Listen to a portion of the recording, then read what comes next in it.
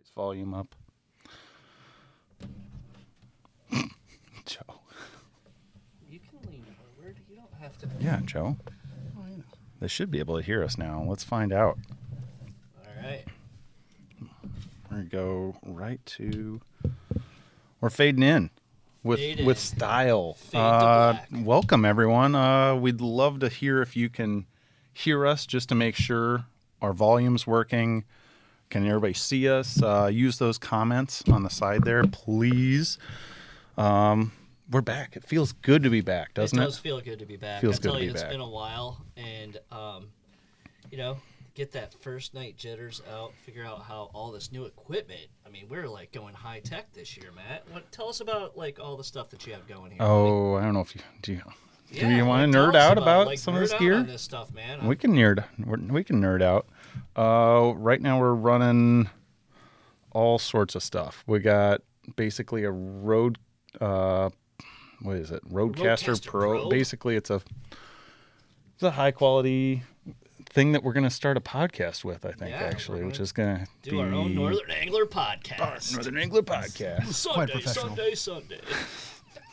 Oh, speaking of podcasts, this episode is sponsored by Bing. Founders. No, Bing sponsored. it's He Bing bought all these. We love Bing. So we're pretty affordable to sponsor, aren't we? That's okay. We got this thing is a HDMI switcher, so we can switch cameras if I want. Can you we can explain what fade. HDMI so is? cool. I'm just kidding, dude. Oh, yep. See, my wife knows. I'm a nerd. She, yep, right there. Look at that. That's easy. Oh my gosh. This is great. I'm glad we're here. We're doing this thing. We're gonna do kind of a round table tying tonight. Is the idea. So Joe is gonna tie a few things. If you guys don't know, this is Joe. He's one of our summer staff members. Yeah, everybody. Joe. We also had another gentleman lined up that is not able to make it tonight, Mr. Bacon. And then, of course, excuse me. Of course, if you guys don't know, that's Brian on the end. He's our owner and guide here at the Northern Angler. Yeah, and Brian Exotic, I believe, is the system we're. Oh, man. No, we have a good time here at the Northern Angler, and I'm super fortunate to have awesome, nerdy staff guys like Matt that are able to do all this stuff. Man, we're going to have a great winter. We're super excited to bring you a fresh winter of fly tying. Lots of great new patterns. We appreciate all the feedback we received all summer. Everybody comes up to Traverse City, stops in, visits us, and like, hey, we've been watching you all winter, so it's super awesome. That you guys are checking out our YouTube channel. Does that mean I get to use the applause button now? Oh, look at that. I love it. You are That's such great. a... All right, that's the only sound button We need I a use, I whole promise. AV club here at the This Northern is Angler. this is the Northern Angler AV Club. The bleep is the best one. Let's hit it. Oh. It mutes everything, so you can keep saying whatever you want. Whoa! I've been practicing. I tell you what, I am very, very pumped about the lineup. This is good. We got There's some really So who all do good. we have? Like, Matt, like, you wanna Next run week us we down? got we have Alex Alex. Lafkas, which is huge. He's am I too loud? Anybody? I feel louder than you guys. I don't You're know. fine. I'm Sounds great. It must be just my headphones, I think. Yeah, Alex is going to be here next week. If you don't know Alex, by the way, guys, huge streamer guru. He's a big deal, and he lives right down the street, which is really cool. We got Russ Madden back. We've got John Ray back. We've got Ed McCoy back.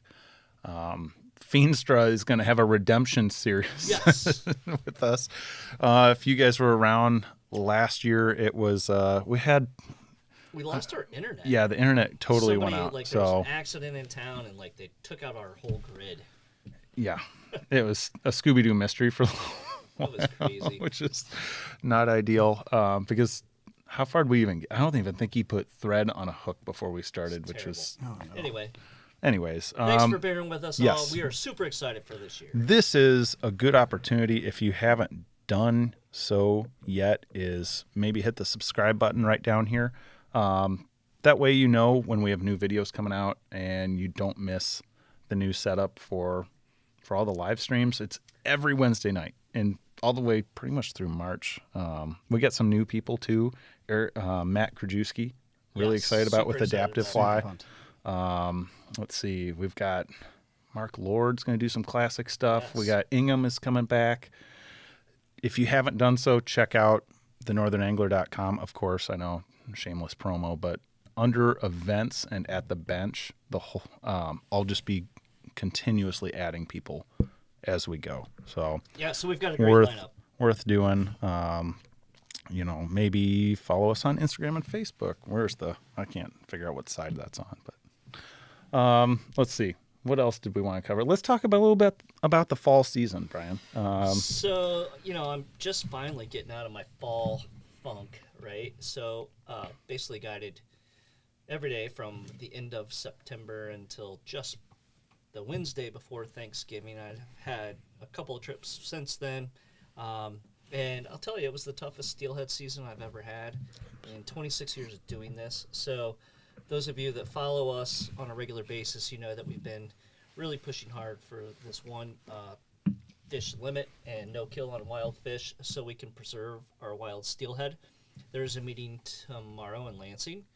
And we've sent out lots of letters. We've sent out lots of emails with our followers. I know Manglefly, they've done a lot of John and good Ed are things on top of that, which is with, awesome. And Ray Schmidt's been on the forefront of that as well. So we'll see what the NRC decides to do tomorrow. So the Natural Resources Commission, they do all of our laws here in Michigan. And I was at the November meeting, and the DNR had a big presentation. And quite honestly, they used a lot of old data. And the one striking thing that I kind of came away with is our wild fish population has really remained the same since the 70s. And now by looking at my catch rates, everybody's keeping this journal on our phones, this Great Lakes Angler's Diary. And I only had 5 hatchery fish the entire fall. So all the fish that are being harvested, if you will, are our wild stock. And we had a disproportionate number of skippers or juvenile steelhead in the mix, but a lot of those were just barely over or under the legal size limit. And it was really disheartening to see so many of those on a stringer this year, just because guys weren't catching adults or they weren't getting the number of fish. And that's our future right there, folks. So anyway, that's enough about that. But I think the one last thing is there's still time. There's a meeting tomorrow. There's still time. There's a meeting tomorrow. If you want to still voice your opinion to the NRC. Yeah. There might be still time to do so. I don't know if they'll review those in the morning, but we've made a really good push, and we appreciate all the support. Yeah. From everyone. I don't want to get all fired up, so I don't want to ruin fly tie night. Get in my soapbox about that's okay. The state of our steelhead. But anyway, it's very near and dear to my heart, so it's a very emotional issue for me as well. But it should be, because that's what I live for. I love fall steelhead. We did just get a question if that NRC meeting is going to be broadcast at all. I don't believe it's going to be broadcast. They tried to do a replay of it. Part of and for some reason, conspiracy theories like the DNR portion was edited out.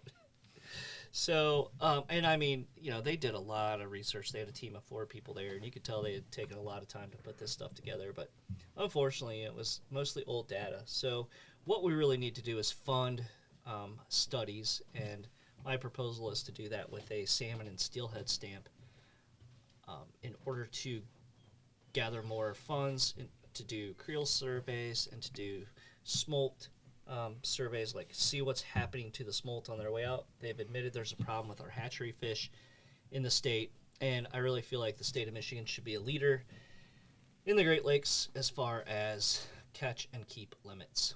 So, Gotcha. Yeah. Gotcha. Yeah, it was I mean, even trout fishing was kind of Tough. wasn't the easiest year. Let's It be wasn't, honest. and we didn't have very good bugs, and maybe that's because now there's been dynamo that's been found in the upper Manistee. Yeah, That's another topic that we'll deal with on another date.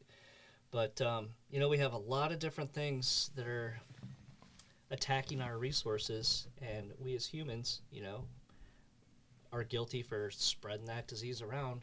It would be nice to know that it was there prior to one of the tribal biologists finding it. I'd like to see a lot more studies and research done, or on like maybe a monthly basis on the upper Manistee. And I was privy to this information before it was announced, and I was told that the DNR was going to come up maybe with like a strategy for this. And so we didn't talk about it, but they really haven't come up with anything like, oh, hey, let's ban felt waders. Let's set up boat wash stations. Let's really educate the public on how to not transmit this elsewhere. But I feel like the cat's already out of the bag there. It's probably moved around based on the number of boats that you see, the number of anglers, kayaks, canoes, people just using that resource. So we'll see what happens with all of that. So anyway, stay tuned. We're going to be fighting for our resources. We're going to be trying to do everything we can to protect the awesome resources that we have here in northern Michigan. Brian, we've had a few requests if you'll speak a little bit closer to the mic. All right, how's that? That sounds better. I Hopefully thought we'll you get said some it was feedback. like- Well, we might have to get real intimate with the mics Oh, tonight. all right. I think that might be. I mean, Joe's like devouring his mic right now. Is what I can. I didn't have a great dinner, so. I didn't have dinner. I had a couple venison sticks, so I'm good. Ooh, nice. Those are good. Very nice. A little salty, a little good. I like it. Yeah. So, keep the feedback coming. Last thing is if you can't see the comments, if you can't participate, it's probably because you don't have a YouTube account. This is again, sign up, get your own account, and then you can participate in all the fun and ask questions, all that fun stuff. So Absolutely. I think it's time to rock, paper, scissors for who's going to tie first between you two. Well, I think Joe's got his stuff kind of set up there. Does he? Oh, Yeah. look at that. Yep. Hey, Those look like Joe's scissors for sure. yeah. Absolutely. I haven't decided what I'm going to tie yet either, so I'll think about it. We're gonna start simple. Very Let's simple. start simple. So while Joe transitions, I have a special video clip to share with everyone from earlier today. Oh, all right. Ooh, yes. Let's see if I can You'll make enjoy this work. Hold on 1 second. Oops. Holy cow. What did I do? Uh-oh. Hold on. Timeout. There it is. Joe, are you Wait gonna go for get it. set up? Yeah. Yeah, go ahead, Joe. So I'm going to see if I can play this for everyone. Oh, yeah, we do.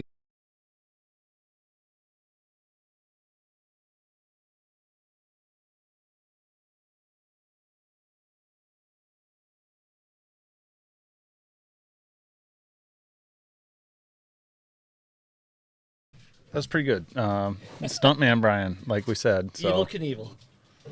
So that is in promotion for our holiday bikes for kids. Every year we donate a few bikes for local kids in need, help brighten up their Christmas. Because we're a small business, we want to take care of our community.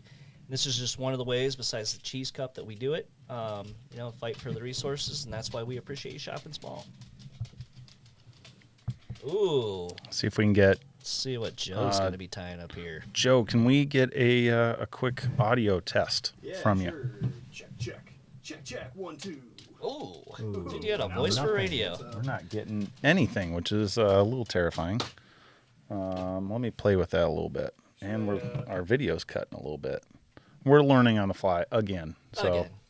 let me. I'm going to set my headphones down while Joe gets set up here, and we'll get rocking here in just a second.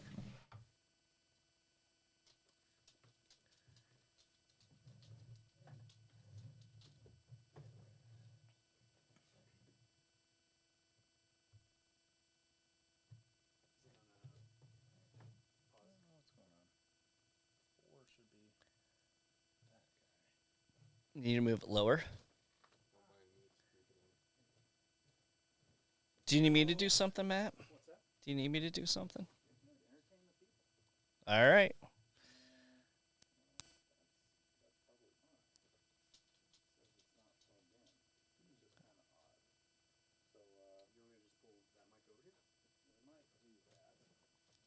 Yeah, why don't we do that? Let's grab this other mic.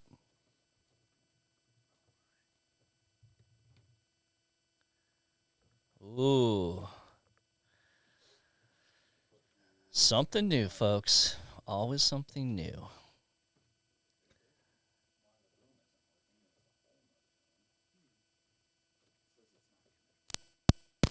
Oh, I heard something there. Sorry, everyone. I'm sure that was terrible. No, it wasn't bad. It's signs of life. So we went out and did some swinging last Wednesday. Took a couple boats out. We have a Berkheimer on that was gifted to me from my good friend Billy Boynton's widow. And Matt got to hang a nice big lake run brown trout on it. And I don't know, other than that, we didn't have much action. It was good to get out.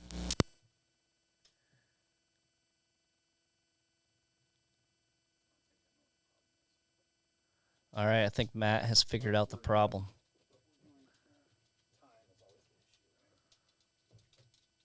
Always an issue. So what are we going to tie tonight, Joe? We're going to do some jig streamers. Can you guys hear me okay? Okay. We're going to do some jig streamers. Should I be a little closer? Okay, cool. This is something that I've played with a lot starting last winter, and I mess with it a lot all through the spring and the summer. And I'm just going to go through a couple different ways. It's super, super simple. And Do you fish this Euro-nymph style, or are you Yeah. fishing it? Okay. Yeah, mostly Euro-nymph. I have done it on, I mean, you could do it any number of different ways with whatever gear you have. So it's pretty accessible pattern from a tying perspective. And you can, I mean, in the winter, you could run under an indicator, I'd have to imagine, or, you know, this is what I throw all winter long to get deep. Oh, good. Cool. Sweet. I'm going to move this guy over, if that's okay. Cool. And it's just something that it's fun. I can tie up a box of these in like no time at all. You know, and they're fun because you can do a lot with it. What's your biggest fish you caught on this? I caught my biggest fish of the season on this. It was 21. I told you guys 22, but you got to add an extra inch. You know, the fisherman's inch. You wanted to, nice. I got to compete with Nate. I mean, You gotta jeez. get fellas. Jeez, It's oh, impossible Pete's to that kid. compete with Nate. So, what kind of depth are you fishing with this? It all depends on, like, I've fished pretty deep holes and gotten down like 4 or 5 feet if I really want to stall it out and let it drop. But I caught that fish in like a foot of water, just kind of getting it under tension and swinging it. It just kind of came out from underneath the bush branch. Well, let's get it going. Cool. All right, so I don't know if I've just run through a couple of different hook options for these. Sure. What I've played with, because this is still like Sorry.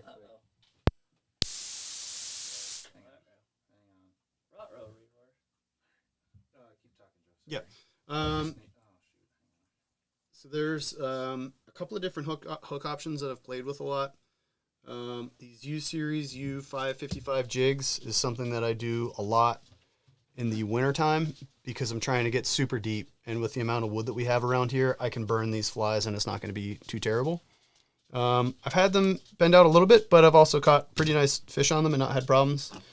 More recently, I've messed with these Firehole 523s. And they're a little bit tighter, like a good bit tighter of a hook gap. But so far, as I've been playing with them, I haven't had too much of an issue with that. Nice. They still hooked fish plenty good for me. There's a couple other offerings from Umpqua, specifically in their X series. There's a few that I haven't played with at all, but I've got my eye on for trying out. Perfect. One of the huge advantages I feel with the Firehole stuff, especially with the stones, is I take all of them and I just put them all in the same box, label it 4.5, and then I can use those other boxes for things like tippet rings, for my pike stuff. I've got like twist clips, swivels, any number of stuff. That these little boxes are really nice for that. Fantastic. That's a great pro tip right there. There you go.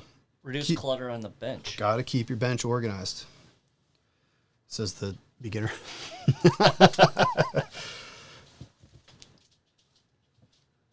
All right. Cool. All right. So lately I've been messing around with just throwing a bunch of weight on it, especially coming up on winter, because you're gonna have to get really deep. So I'm doing a 4.5 millimeter slotted bead for all these, and then I'm using 25 thousandths lead-free wire. I've messed around with different ones. It depends on how quickly I want it to get down, and sometimes I'll think a lot about taper with how long of a shank to make that decision. As far as thread, it's really, you don't have to be perfect so 140 will cover it super fast and make it quick. This looks like the 70s. Oh, I screwed it up. I don't know why I did. should I hang tight? Progress, not perfection. All right. Then on this wire, usually I make like 6-7 wraps. One thing I would recommend practicing as a beginner is how to clip this stuff off nice and neat. It'll save you a lot of time. And trying to get it fingernail to shank, it's really hard to show you, but I take my thumbnail and I push it on the shank rather than trying to pinch the actual metal at an angle so that it comes off real tight on the shank, and I don't have to worry about pressing that tip down at all. It's like fading in. I know, it's all over. I don't know what's going on. There we go. We got Joe back. I don't know what I did. Sorry, everyone. We good? You're doing great. Thank you. I don't know what I'm doing. Clearly, I don't know what I'm doing, so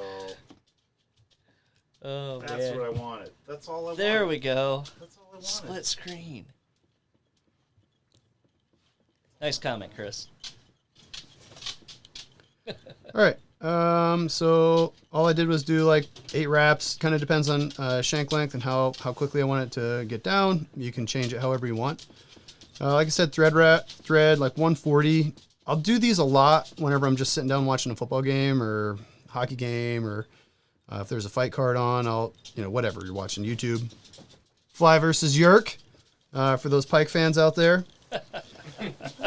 Watch an episode of those, and then you can take these boxes and just do this stage for like 40 of them, and just set them up like that.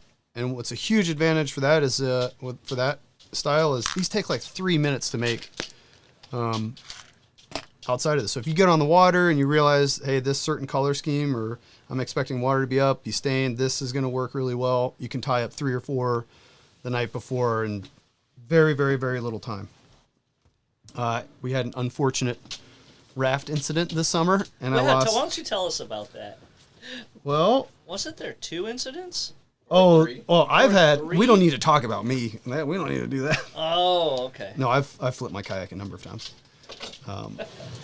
Yeah, I've gotten wet a couple times trying to figure out. You flipped Matt's raft. Yeah, we were. Well, you didn't. You Yeah, weren't. yeah.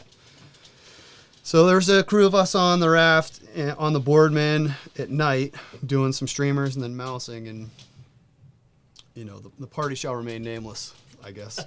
The young gentleman got us into a predicament. Flipper. Yeah, Flipper got us stuck, and Flipper we got flipped, flipped. which is why it's called Flipper Flipper. And we all lost a little bit of gear, and I lost my jig streamer box, which of all the things to lose is like, okay, that's not bad. Anyway, feathers, 2 shank lengths, about somewhere in there. Don't have to be too exact. Get it down like normal, and then I try to match this up with the like where that end is on the wraps. Trim it so it's nice and flush. What colors do you like to tie these in? I really like olive, black, and then for some reason I'm not a huge fan of all white, and that's just a personal confidence thing. And thread colors a total. I pick purple because I like purple. Nice. Doesn't matter. I don't think. Yeah, I like olive. White and cream mixed is really good. So this whole thing comes from, like the guys over at Fly Fish Food do something like this. That's where I saw it. I'm sure that it's basically woolly bugger variation. But one of the key differences that No one has with, ever done a woolly bugger variation. I don't think, Yeah, right. Joe. Ever. We don't mean to this troll is you. some I'm brand sorry. new stuff you guys have never seen before. Oh, bugger. Woolly JR bugger, what's that? Special, Autumn Splendor. Let's name all the. Oh my gosh, we'd be here all night. I think at that point. It's such a good foundation fly. So I'm doing the diamond pearl braid or diamond braid and pearl Nice. for the underbody. I like it because it lets it sink really easily. And I'm just going to wrap this up. With this color, you can see a little bit coming underneath, but that's okay. I like it. I like purple. I can fish it with confidence, and that's huge. Were you a Prince fan? No, No? this is going to sound really funny. I was a huge Prince fan when I was. I'm not big on the in 80s. school. Not big What's on the 80s. your top Prince song, Brian? Oh, gosh. When You Were Mine, probably. I don't know that one. I'll admit Yeah, it. that's an archive one. Deep tracks. So I like the pearl braid, and then usually I'll palmer another marabou. So it's just marabou off the back, pearl braid or UV polar chenille. I have messed with the polar chenille in like the full size, and it gets real. Especially some of the colors are very curly, and it gets really like bulbous and keeps it from dropping as fast, which isn't always a terrible thing. But I really like to have that option because you never know what you need. So it might be a little long. That's okay. Oh, that looks good. I'd fish that. Yeah, I mean, they fish okay. It's not always something that. Why don't you tie them up a dozen? I'll try them out and let you know how it goes. Okay. But I mean, even starting from nothing, that goes pretty stinking quick. And these will drop very, very, very quickly. That palmer's a little longer than I like, but That looks fishy. no big deal. I play a lot with the underbody. I like the olive underneath. Black is great. So that's the first one. And then if you want, we can do. Let's do another one. I think so. I'll do one with the polar chenille underbody. So while you're tying that one, why don't you tell us the story about how you guys had to go back and find all the equipment the next day after? What time of the day did you guys flip out? I think the rower in question is currently tuned in. Actually, he is even actually tuned in. Casey-to! He probably, once we said flipper, might have. His ears might have perked up a bit. I don't know. So yeah, we Bacon and I took a float down the river the next morning at 6 and recovered hundreds of dollars worth of gear. Like I just remember, $100 bills. yeah, 50s. yeah, 50s. 50s, 5 zeros. Everybody, you heard it here. So it Yeah, it pays was- to go back and look for. Oh your my stuff. gosh, it was intense. All I remember was Wallets, phones, all your gear, right? oh my gosh. So I've flipped my kayak enough times that I know when a vessel is turning upside down. And all I remember was getting myself set up so I could stand when I got there out of the boat. And then I looked downstream and it was night. So all you could see in the moonlight was just the vague outline of a bunch of gear floating away. Oh, that had to be the most sinking feeling. Oh my ever. gosh, it was tough. It was tough. nice So- pun. That was a great pun, Brian. You killed that. Where, yeah, It's the little things I could do, Matt. And I like then how Storm has joined the party here. Yeah, she's here. She's tuned in. so I take off running, and all I can hear is a reel behind me going zzz, with every step I took. And Bacon goes, "Somebody's got a hook at him!" And oh gosh, but we got a lot of gear back. Casey Applause. Oh, this. Casey found my phone lit up floating down the river. Found That Bacon's same night.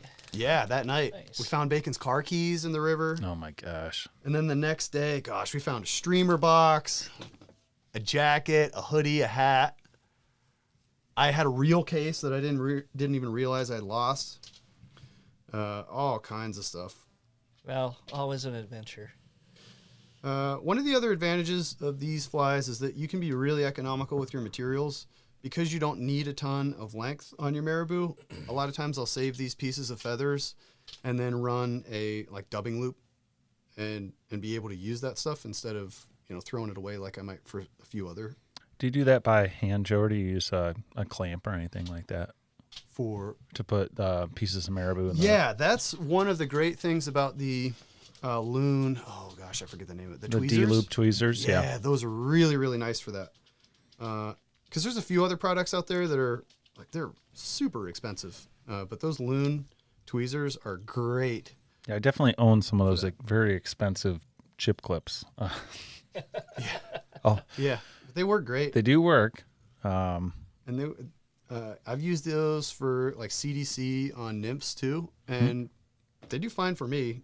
Oh, really? Those big tweezers. I mean, it's not perfect, but Right. they do better than buying a. Do you do a lot of dubbing loops with CDC? Not a ton. Yeah, I tend to wrap more I just than palm rip I. most of the time. Yeah, I mean, 2 wraps is all you need 99% of the time, right? I mean, anything else is you end up with that thick stem in there, and it gets ugly. Nobody likes stems. Yeah, stems are tough. One of the other things that you might consider, speaking of stems and things that are hard to work with, I've started playing a lot more with mallard flank. And you can, if you wanted to get something that has a little bit more of like a knuckleball effect of just messing around, loaded these things up with mallard flank. And the ones that I've tied, like they definitely wobble a lot more than anything else. It's not perfect. It's kind of messy, but it works. If you're looking for something cheap or something cheap, quick to throw in a Euro rig, they do well. A lot of people just leave it like that. I have found that I have a preference for throwing a little collar on there. That looks sharp. Schlappen, marabou, like I said, mallard flank, whatever. Less is more, I think, is the. Yeah. That's a good takeaway. Yeah. For wintertime, I'll do a lot just like this. I like that black and purple in the winter. Because it's going to be, you're with all the wood around here, you're going to the bottom, you're going to lose a ton of flies. So do that. And then Did you talk about how you fish these, Joe, yet? that's I know what I like was about this. I was tinkering especially endlessly with.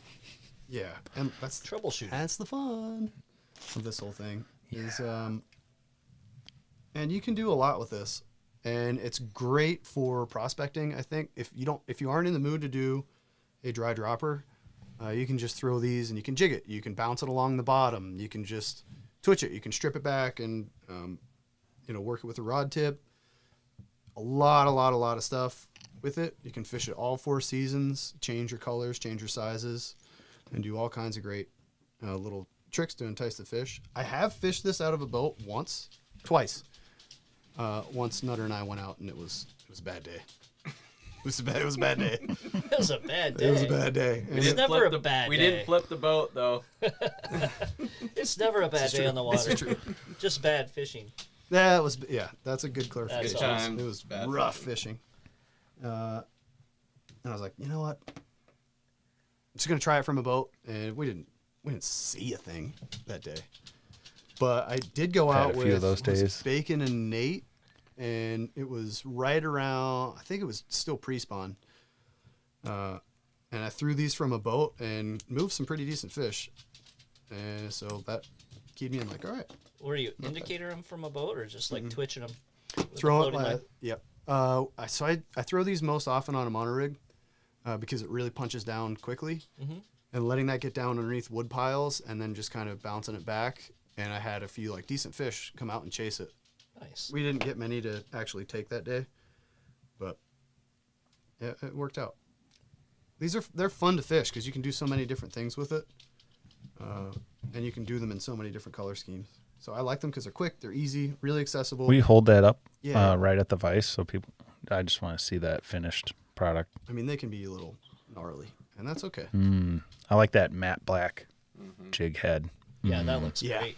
The matte black stuff is, You're not a shiny black guy. Or a matte black guy? No.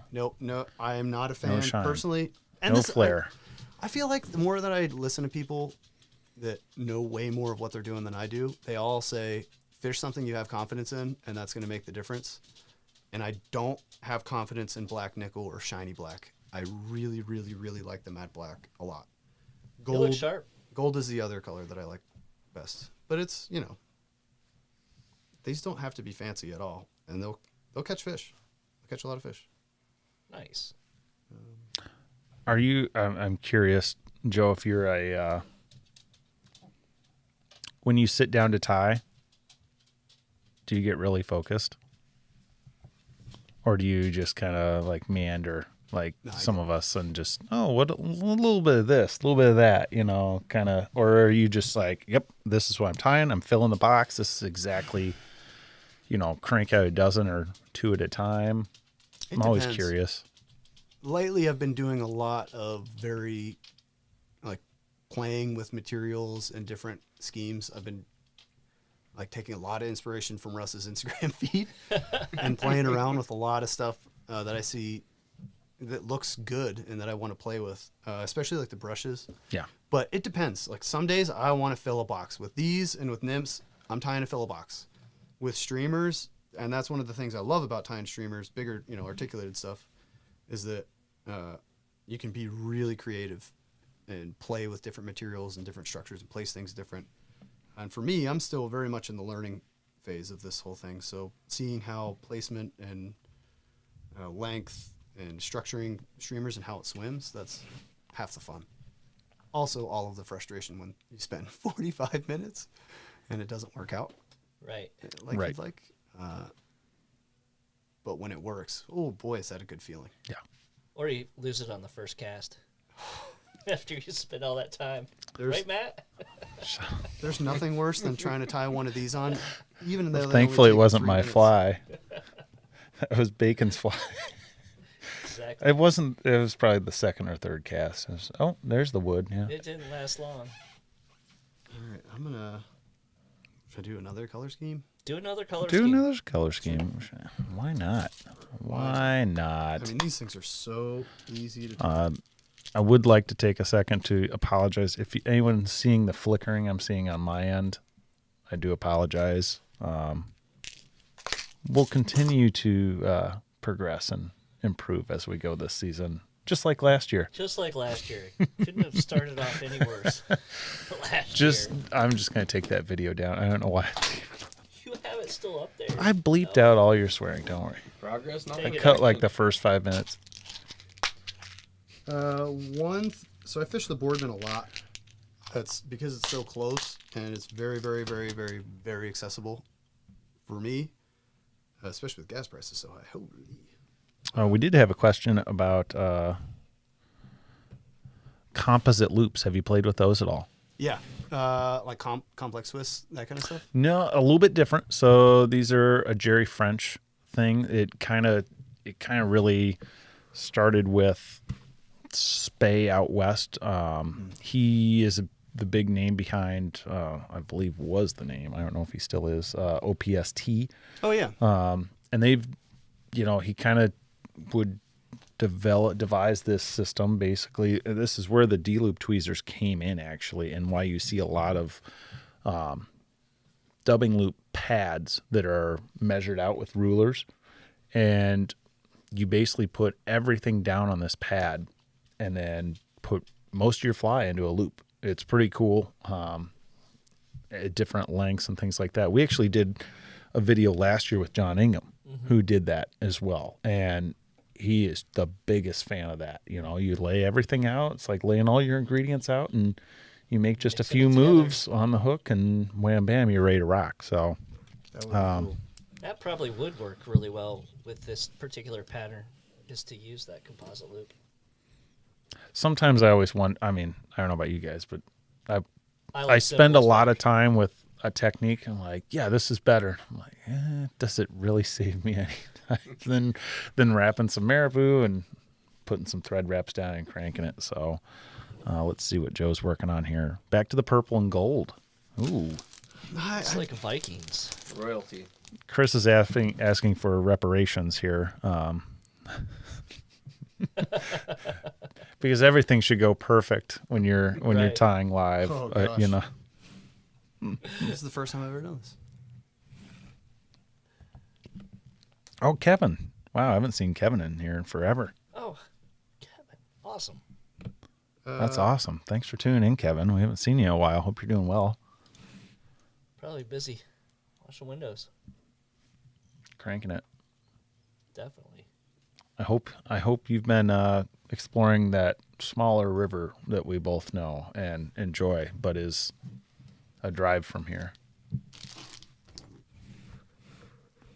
One of the problems with doing when you have those nights where you're being very creative is eventually there ends up being a 3-inch layer of materials. Yeah, I gave you the small table today, which was maybe a mistake. That's but okay.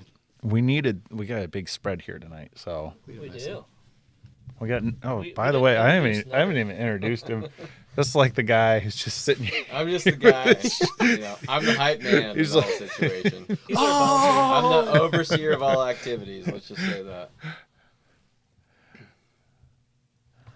This is Jake Nutter. He is our new employee and guide from the Pacific Northwest and How do you pronounce that state? I just want to. Oregon. It depends on where you're at. Clearly in the Midwest, it's Oregon.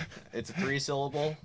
If you're Timmy, it's a hard gone. It's or gone. There's you no can't- e. You can't, It's just Oregon. Teach an old dog new trick. I respect that though. Oh man. We should get Jake a microphone here. I'll get on that. How about at the We transition? can do it at the At the transition. transition, and we'll replay. Now that we have we'll the replay your others. glory from earlier today at the No. transition. No. You gotta earn your mic around here. We were kind of taking bets on whether you'd stick it or what would. Well, I mean, Jake did an awesome. He actually cleared the landing for I know, you. thank you. I mean, Almost salted it too. It was Yeah. like back in the I did- snowboard days. It is bringing me back. doing a rail. we're gonna do a Rails off jam session or rail jam. rail We're gonna do a jam. rail Rail jam. jam. Rail Fly jam. shop rail jam. Without the rail, 'cause those things are Oh getting my Without gosh. the snowboard. Right. Oh, why do people put Oh, up I with like us? that color scheme a lot, Joe. That is a killer. Olive and copper is That would be a my killer steelhead fly. numero uno. I like Especially that on- one. Man, I don't know what it is. I don't know why it took me so long to find it. That is But that's works. number one. I would put that one as my top. I always want to do really well with sand colored stuff. And over on the Manistee, I do. It does that fish as well. Same. I like stuff. Yeah. I blend. Yep. I don't know if I should Man, even if give I had to away some of the pick- blends, the top secret Top blends. secret. If I Gotta keep had- some Think secrets. think outside the box is The sandbox? whatever box you're in, Brian. If I had to pick one color to fish forever, it might be this. Spent a lot of time in a sandbox with Matchbox cars and Army men. When I was a kid. Do you dig holes? Oh yeah, we Oh, did. do you have the mechanical tunnels. digger in the Didn't sandbox? know. Oh man, that was where We it's had at. little shovels, and then we figured out the neighbor's cat was burying all its shit in there. It was terrible.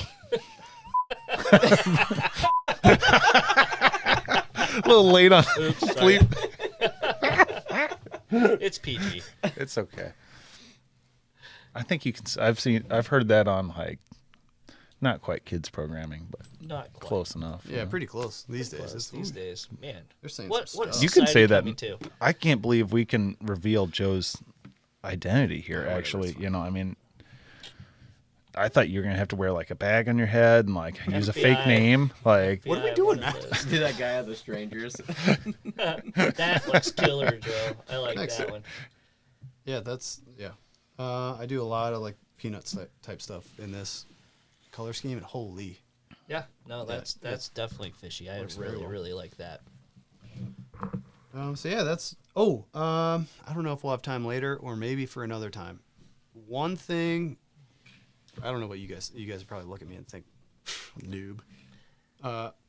One way I know that, especially when I'm playing with new brushes or new materials, crowding the eye. One of the really good things that I like about this particular glue is that it gets really deep down into materials. And if you Hold let that it- right by the fly there. That is Cement? the Z-Ment. So That it's is awesome. yeah, it's a little more less viscous than the Zap-A-Gap, Yeah, the Zap-Gap brush. Yeah. and you can really let this set into materials. And then if you really get in a pinch, like at late night, and you don't want to redo things, you can just set it up and burn out whatever little bit of the eye you have left. It's not going to last a super long time, but it'll let you fish the next day instead of like if you're just burnt out at the vise. That's one tip that has helped me. If you take the lighter and stick it through the eye and then keep doing it, and you can mold it back off the eye, that's, it's not going to hold up forever, but it'll make sure you can fish a few times on that fly if you are done at the vise. Nice. I want to move on.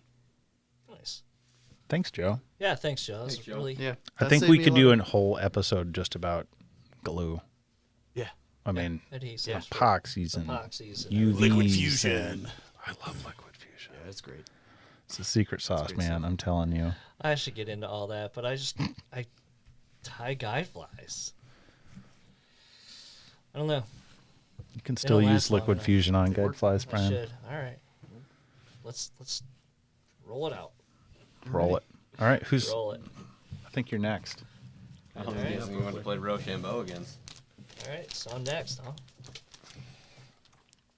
I think Peter's requesting we get some like paste Elmers. He's gonna Billy Madison that stuff. Oh wait, it's the teacher in Billy Madison. It just.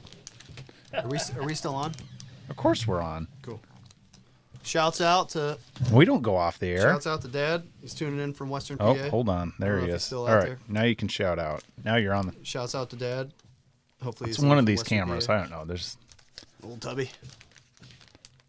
All right. We're doing an intermission. Brian's like playing hot lava here with where to step. There's so many cables. Oh my. It's a little scary. This is tippy toe time. So Intermission. no, we're on. You can come back. I'll just hold the fort down. Let's talk about stuff. I'll keep prompting people to do that subscribe thing and whatnot. So Should I do anything else? Or just kick it. You want to leave that? oh, you don't have to hide it. Okay. Remember, we're sponsored. Sponsored by Sponsored. Bing, not. I need to record this sound effect. not There will founders. be a sound button. So, now you've been fishing lately. Where you been fishing this fall? Is it okay to say? Yeah. We've been doing a little bit of the big man. Get and, close. Get close to that mic. We've been doing a little There bit we go. of the big man, some of the Betsy. Honestly, those rivers have all been fishing about the same. I mean, we've been kind of moving to smaller It's hit tributaries. and miss. It's to- the trick is keep going Yeah. because you're gonna find a day where you hit them, and your other days. I mean, we spent a day down there. It was terrible. I think we saw one moldy salmon And then swimming around. 2 days before that, it was a great day. Yeah. And then, I mean, everyone I've been talking to, too, it's the same thing with them. They'll have one. They're like, oh, it's a super great day. And then the next day, they're like, we didn't see a fish. It's like, Yeah. they're not there. It's kind of. Yeah. But I think we'll still. I'm hoping. I just got to be optimistic that we'll continue to get a trickle through the winter. You all know, we got. I mean, you're a little newer to Michigan. Yep. I mean, this is the time of year we really focus on warming trends. If we get a few days warming trend, we're on the water. I mean, Oh, it's yeah. just who pulls the short straw to not be on the water. You know, Yep. it's all about escaping cabin fever at this point. And Oh, yeah. you know, I can't believe I really I've used my snowblower I think 3 times in 3 days so far, which is great. Past few winters it's been kind of so maybe we'll even oh my gosh, we got to get you ice fishing. Yeah, so that's one thing I've never done. I mean, I come from a mountain town in Oregon. Send you with but Timmy. It's a little different. But it's been fun. I love Northern Michigan.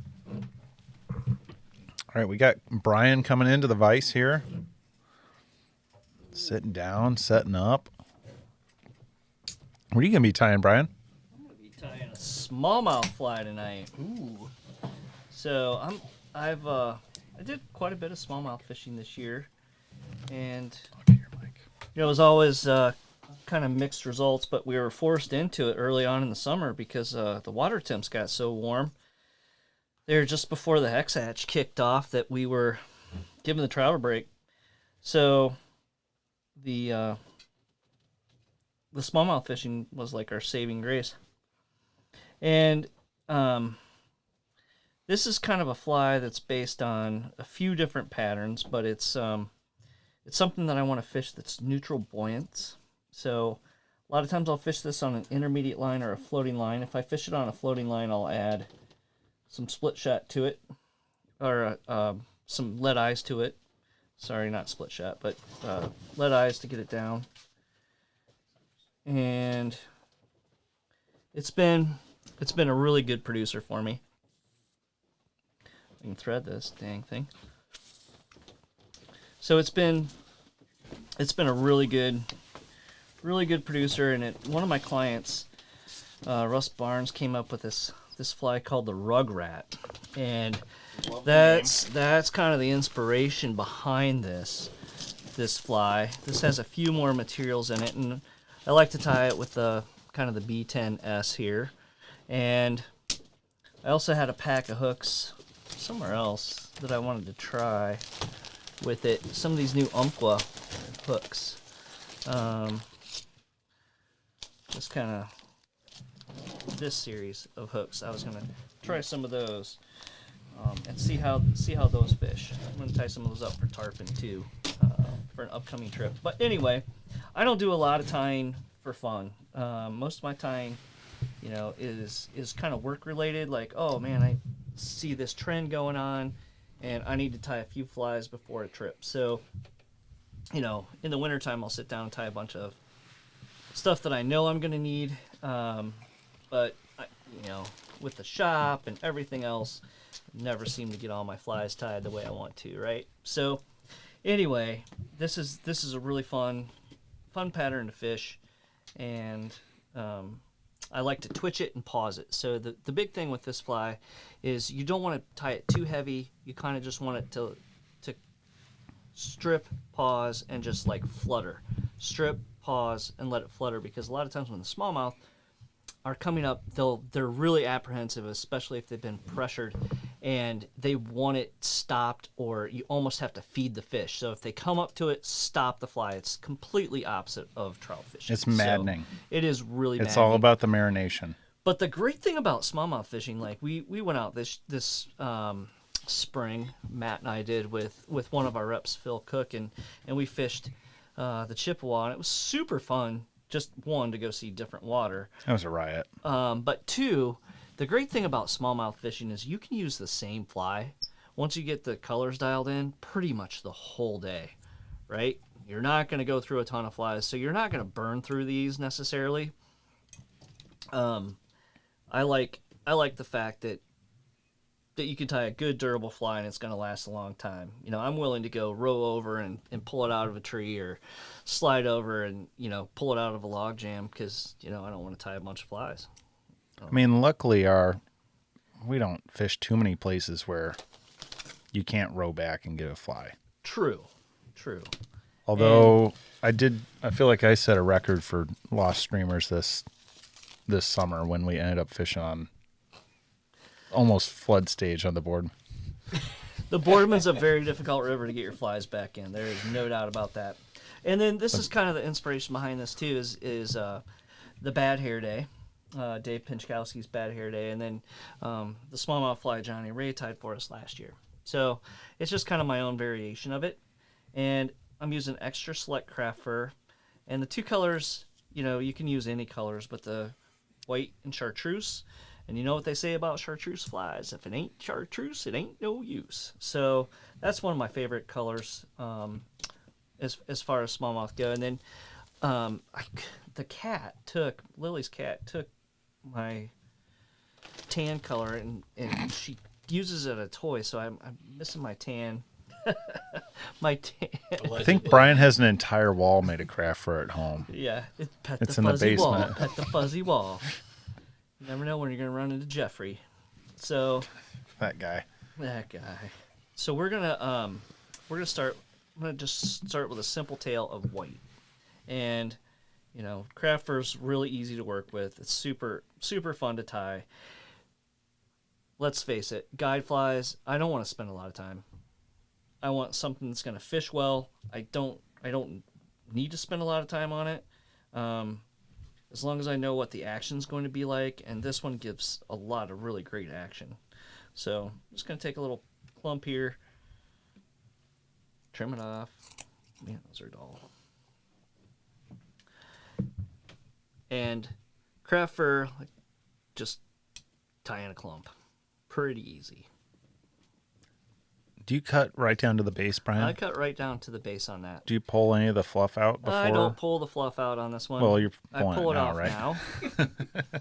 But I don't strip it before I don't comb it out. I don't do any of that stuff. I'm just gonna sit here and tie it in, and then I'll worry about it once I get it tied in. So this tail is gonna kind of double up here.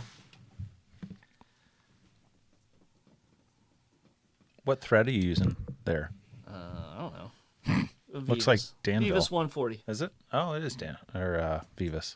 So you could use Danville, you could use Vivas. It doesn't, something strong, And it really, probably the color, you could use chartreuse white or olive. The big thing with this one, I'm going to tie the first one kind of unweighted. And you could do a couple of different things here. So I like these brushes to give it a little bit of body. So at this point, I'm going to add this color brush. If you can see here, this has a lot of different colors to it. Yeah. So it's a really nice natural color. Do you know what brush that is? It's the translucency brush? Yeah. That's a great one. I like that color scheme. That Renzetti one. And these I feel like go a long way. Right? Like they last. You don't need a lot. You don't need a lot. Exactly. So Joe and I were talking about just the other night we were tying flies, weren't we? And yeah. You did 2 wraps and did like the whole body or the whole head of a fly. Yeah, this doesn't take much. Just so right? easy. Yeah. So I'm only going to do like 2-3 wraps with this. So I'm just going to tie that in, and I'm going to wrap this forward. And this is going to give me some fluff, I guess. Something I can build my head around, because I want to have the head come over this. So just really a couple wraps of this is all I need. Maybe 2, 3, and then just tie it off. Kind of work that through so I can get as much of that brush out of there as I can, right?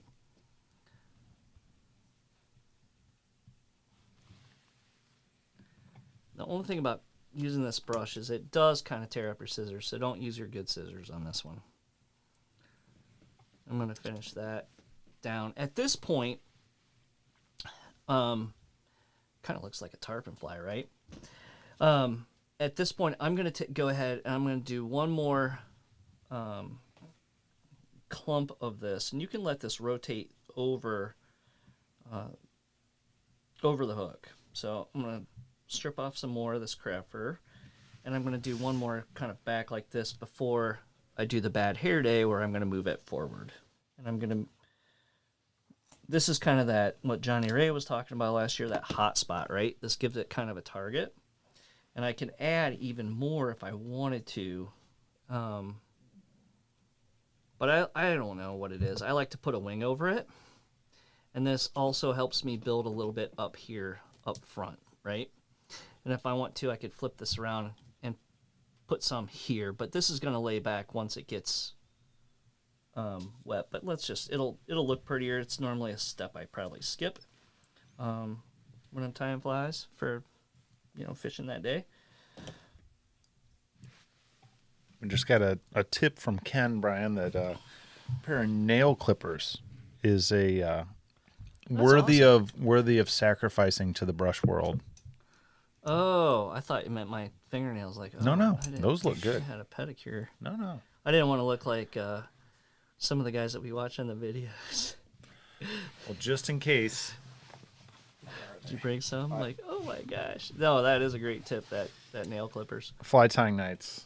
I always bring these just in case someone has forgotten their self-care. I was so close. So about to anyway, leave. that's kind of how it's going to look. You know, I think and someone this is someone gonna would. pluff. This is gonna really like shoot up, like it's gonna fluff up. Another thing that you can do here is you could add some ice dub, like right here as a collar, and a lot of times I'll put something more. I like that chartreuse, but let's see if I have. Yeah, here we go. I'll put something in here that might look a little gillish, right? So once this gets wet, this is gonna be that little like target, right, for the, you know, kind of like in Wedding Crashers, might be a target. So I'm just gonna throw some of this right in here, and this is once this gets wet, it's gonna look really killer. So there we go. That's gonna be kind of mimic that gill, right? So now I have this fluff, and I'm gonna run chartreuse over the top of this. And when this thing gets wet, it's pretty darn killer.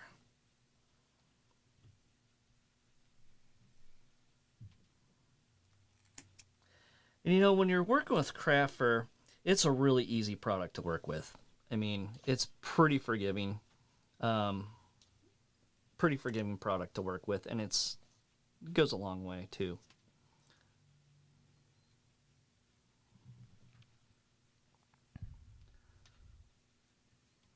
So are you using the thread there to spin that kind of around the shank? I'm just gonna let You're it just setting spin. it on top there Yep, and then I'm just letting it gonna spin.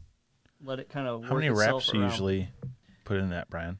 2.5. 2.5? 2.5. 2.5, 3, whatever it takes. So I'm gonna just do this, just to do 2 clumps to get it kind of big, right?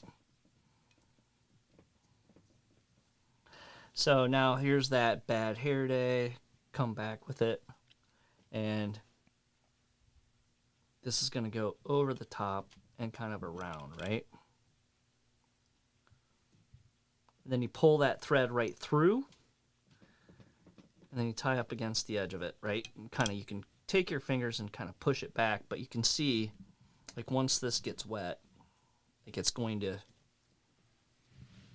Messy flies tend to It be is the a really best messy fly. for smallmouth, But though, man, and because I they swear, just like, come alive when you pause it. gets caught in their teeth. It's a really, really great fly to use, and you know, quite honestly, it's a really cool swing fly, too. Swinging for steelhead, because it has so much movement to it, right? Oh, you're packing it in there. Yeah, you know, I'll do this 2 or 3 times, like whatever. Kind of fold that back. And, you know, if you wanted to, I don't put a lot of, too much flash in this because I have so much flash underneath it, right? So you could definitely add some flash to this if you wanted to add some, you know, crystal flash to it, to the back. You could do that, but I like a really simple pattern, especially with how low and clear the water was this whole year. I really felt like we were over flashing our flies. I felt the same way with my fall steelhead stuff. When I started reducing my flash, made it a little bit more natural looking. I was getting better results. So anyway, I'll just take this back and kind of, you know, build that head up so it kind of rests back, but the whole thing kind of sits back, and That's it looks perfect. pretty sharp, right? So again, this is one of those patterns that you can fish it with confidence. It's gonna move fish. If there are fish around, you're gonna get them with this, and it does a great job of pausing, which is really what I'm looking for.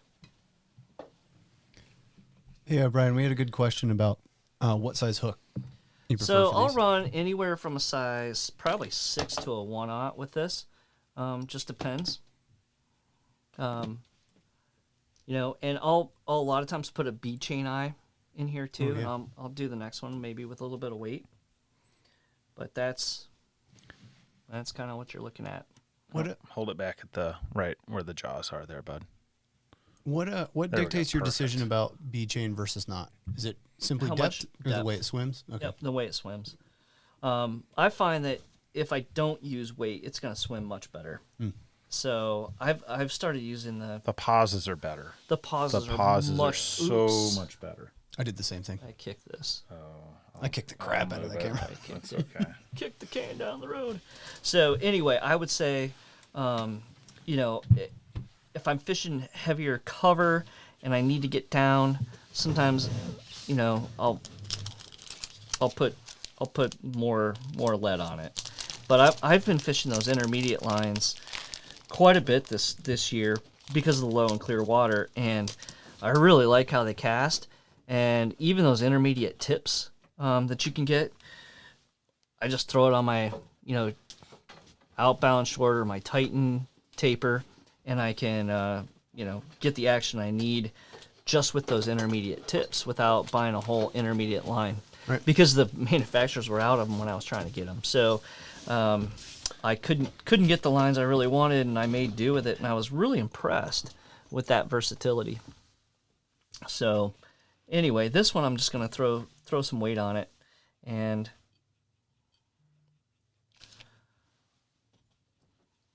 you can tie this in a variety of sizes, variety of colors too. So anyway, and I'll throw a little flash in this one. We're going to go all out. The other thing that you can use in the center of this, if you don't want to spend the money on brushes, that does work really well, would be polar chenille. And if you really want to, you could throw some rubber legs in there. I mean, you could add so much stuff to this to make it look really cool, but I don't think it's going to fish much differently. It's just your personal preference, right? One thing that I have heard about being an advantage of the brushes is the time aspect. Oh, 'Cause holy moly, huge. they save so much time. Huge. I don't even bother with a lot of stuff that I have to do complex twists with and things like that. Yep. I mean, it's fun to tie. I just, you know, I probably should get back into it a little bit more this winter, where I'm tying more for me, not just for you know, client flies, right? But I don't get to fish that much. I didn't even land a fall steelhead this year. That's pretty pathetic. Me either. So, but yeah, but you got that nice brown. Yeah, You did get a nice brown. Dog. I'll take it. Dog. I'll take it. So anyway, I like to set this eye back quite a bit in this fly. Because Ooh, the again, balance. I want it to like balance. it. Right? So the whole idea behind this is I still want to have that big head, but I want this to sit. I want it to all fall like this. I don't want it to dip like this. I want it to kind of suspend, like a suspending jerkbait. I always think of like, oh, what would you do if you were like, you know, approaching this with spinning or bait casting gear or whatever. And this would be a great spot probably to use a little glue or that epoxy stuff with the lights. And I would do that, but I didn't bring it. So that would be a good time to use that. And let's make this one, gosh, I don't know. Let's just do the same color scheme, I guess, or switch it up a little. We could do all chartreuse if we wanted, or let's do white again. Those look, I like using two different colors many times because it just, you know, kind of blends it. And if you see this when it gets wet, it really fishes well. And I like that brush, how it, once this gets wet too, you have those bristles that stick out. So it just, I don't know, it makes a really nice target. Crapper, it seems, wants to lay back so tight. Mm-hmm. And it doesn't pick up water, like it doesn't hold water. It's not like throwing rabbit strips. So if you have a beginner caster, this is a much more forgiving fly to fish. You know, it doesn't get heavy. This is just a, you know, it's a great fly.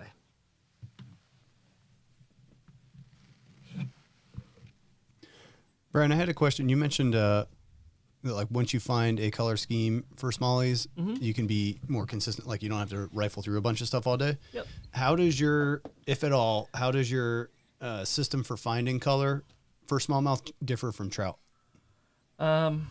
Gosh, Or is it just like light, dark? it's light, dark. You know, You just keep alternating. yeah, I keep alternating until I find something. You know, if I'm moving fish, that's one thing. If they're not committing, that's when I start scratching my head.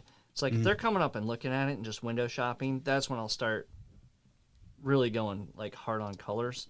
If I have areas where I know fish should be, then and I'm not turning fish, then I'm immediately switching colors. And if I have two anglers, I'm gonna use two different flies, two different color schemes until I kind of figure out what it is. But you know, a bright day, I'm going to use a little bit more subtle colors. On a cloudier day, I'm going to use a little bit brighter colors. I know it's bright fly, bright day type thing, but I'm not going to adhere to that necessarily with smallmouth all the time. So this is that Flashabou perch color. This has just been a dynamite color for me this entire year for just about everything. So big fan, and I'm just going to throw a little bit in here. I'm not going to go crazy with it. Did you have a name for this fly, Brian? No, I don't. Chris, we're open to suggestions. So there you go. No, it's just like, you know, I don't know. I don't name my flies. The thing of it is, you know, it's like, oh, somebody else has tied this, and you know, you put yourself out. I don't have an ego where I need to name a fly, you know, like I guess Allegedly. Allegedly. I don't think that, you know, I'm just gonna let the fly be. Yeah, man. Just let it be. So Well, let's transcend it, or make this. I don't know. Let's just like, Transcendental fly tying, everybody. Welcome. jeez. you know, Namaste. I just want it to go out. I want it to find me a fish. Right? So I guess I really don't have a name for this. You know, because I'm borrowing from so many other patterns. It's like, oh yeah, well, you know, it's a bad hair day. It's this, it's that. It's like just an amalgamation of everything that I use to catch fish on. And half the time you sit down and you're like, oh, I can't find that, so I'm just going to use this today, and it all works. You know, like I said, and if you didn't want to use a brush, you don't have to use a brush. You could use, you know, polar chenille. Dubbing, You slopping. could dub it. You could, you know, if you don't have craft fur, you could definitely use marabou for this. Oh yeah, Uh-oh. craft fur is just so durable, though. Craft fur is so So durable. durable, and a lot of times, I don't know about you, Brian, but when you're smallmouth fishing, there's always threat of catching some pike, Woo! Absolutely. and this is they a will great pipe shred. fly. In a They will bigger shred pattern, your marabou very quickly. They will shred it. This is a very durable fly. We had Catch one a of my lot of fish. favorite things that happened. We were down south smallmouth fishing. Is we got to sight fish to some pike. I mean, more like we called our shots. You know, it's kind of like, oh, I bet there's a fish right there. Oh, it was so low and clear you could see him come out for 10, 15 feet and hammer it, and no big deal. Lots of super glue makes and craft fur makes a real durable fly. Right. Oh, and you know, this is kind of that same type of pattern that we were fishing with Phil that he had. You know, it was Yeah. his big, Oh, yeah. I think his was a bad hair I day. still think that was the funniest thing. We didn't change. Brian and I fished the exact same fly, and we did not change the fly once. We didn't change the color scheme. We just total commitment to white and chartreuse, Well, and it worked, and it worked. right? We had a day south kind of like that too, where we took a tip for a color scheme from a customer who came in. That was cool. It was Yeah. a color we probably would not have fished. Pretty out there. Yeah. Even with the clear water we were facing. And then what was cool was, I think it was you, Joe, actually was looking in Kevin Feenstra's book. Yeah. That Yeah. actually The matching bait found Yeah. kind of, I think we found out why that color scheme worked. Yeah. It matched, kind of a summer color scheme of a real common bait fish and where Yeah. we were fishing. And that was pretty cool. Yeah. So- If you haven't checked out that book, it is really, really, really valuable. It's pitched as a migratory fish book, but Oh, it's If way you're a more valuable smallmouth fisherman, than that. holy Or moly. trout fisherman, Anything anything. that's I a mean, predator, right? if you are really trying to, appeal to fish that are on the hunt, that is, it's something you need to have. And couldn't be written by a nicer guy. Yeah. Kevin is like, you talk about no ego. Like, he is the dude. He just rocks. He might be the busiest man in fly fishing in Michigan, and he will still find time to answer your email. yeah. And, text you back. And I don't know how he does it. So I had an experience with him. We did a canoe trip, and he was amazingly helpful. We had no idea what we were doing, but he was very, very, very helpful. And yeah, he seems like a really nice guy. I had something there. I forgot what I was going Wow, to say. look at this. It was. Really good. So I This like looks it more with like the, a swing fly to me. I like it I'm with all the. about it. I like it with the eyes behind it. It's like a mohawk kind of thing. And So, it does- Brian, is your intent for this to fish inverted with the eyes on the top? Or? I could fish it inverted. That's why I put the eyes on top so the hook can ride up. But it's going to twist. I mean, I could put some weight in the back. I can make it kick more. But you don't really have to do all that. You can animate this fly, especially with those floating, like a floating liner, those intermediate lines. This has so much action to it that you don't have to worry about doing any of that stuff, in my opinion. I mean, you could get really technical with it, I'm sure, but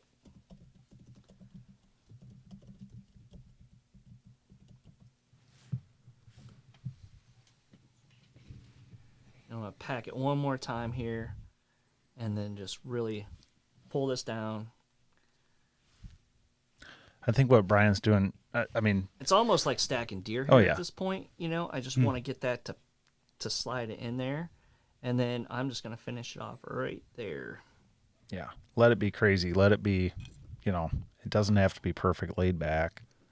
No. Well, one thing I was thinking of, we were just talking about, different weights for flies and things like that. One of the key things I really think I've done a lot more of that's been really, really nice is I'll tie the exact same pattern with different levels of weight integrated into them or, tied in. So weightless, say bead chain or brass, or whatever. And then something like lead eyes. I'll tie this weightless. I'll throw, some lead in there too. Just like strips of lead if I want to get it down a little bit more.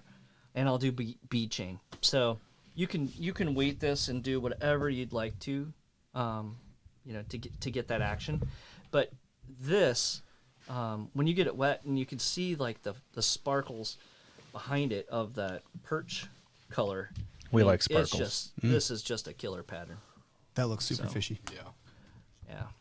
And like I said, it was just a great pattern for me all year. The only thing I didn't get to really try this for was for trout, and I'm sure it would fish great for trout. I think chartreuse is an underappreciated trout color. Yeah.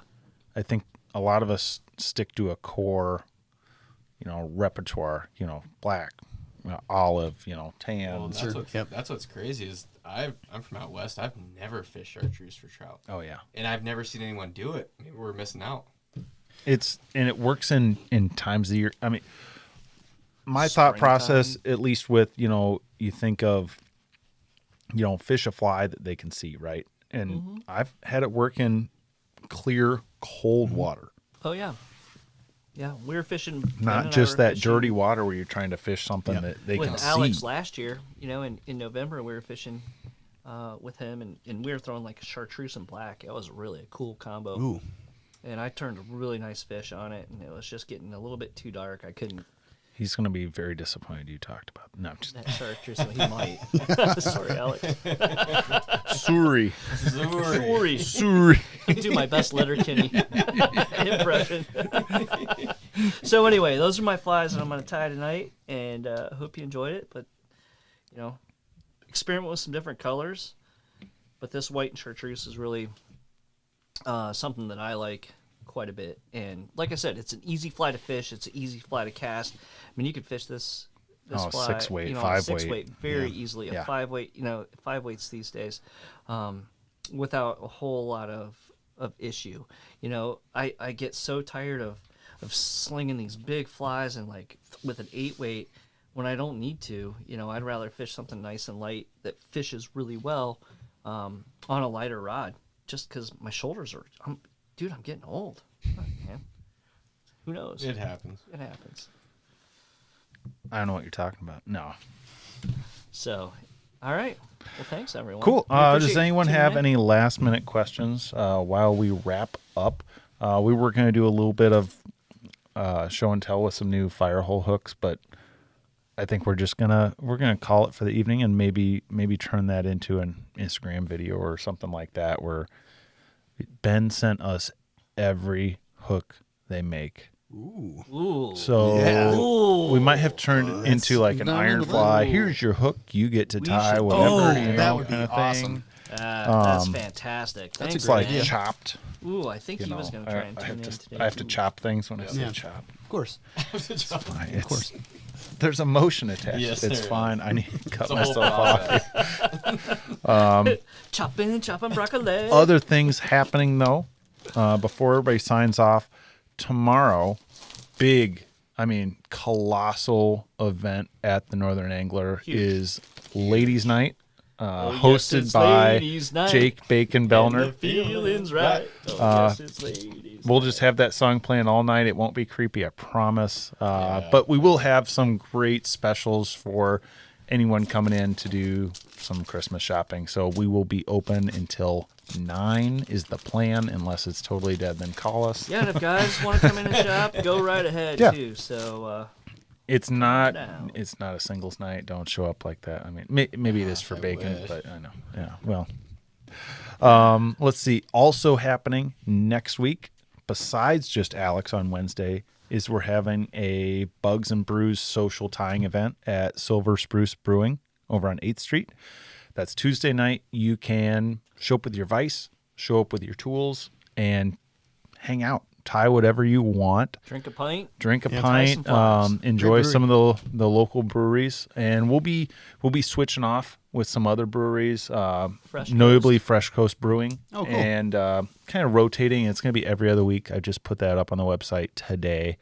So Yeah. if so you're in the feeling area- social, we're back to it, and we're That's so excited. great. There's, like I said, we're not leading any sort of tying. It's just a chill thing. We're there to help if you want to learn a new technique or something.